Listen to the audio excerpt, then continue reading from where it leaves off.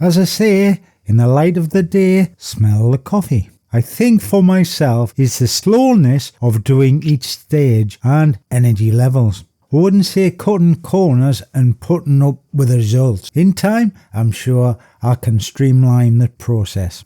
As you can see from pictures, when I started filming and stopped for the day, now you can add 30 minutes both ends for setup and filming, etc. and putting away. The more I think about the hardest part, if I was to do a full wash, is actually the drying phase. Now, doing it by hand, one-handed, with an estate car is daunting. Hence, I spend 2 days resting and obviously editing, etc. So today, refine the next step. Now I'm thinking of starting at the trunk or the boot jambs, working forward to the roof, to the front and the bonnet. Now, looking at energy levels at this stage, if I can settle the drying stage, get to the sides and door jambs, fuel cap, etc. Now that's going to be TBC.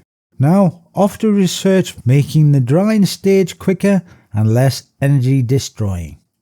Well, lads and lasses, thinking about the options for drying the car. First one, I thought, I've got my old Karcher used now for cleaning out PC and bits and bobs. Leaf blower. Right, okay, it's heavy, isn't excellent, but welcome to our little friend. Yes, I don't think I've done a video on this, but what could be worse?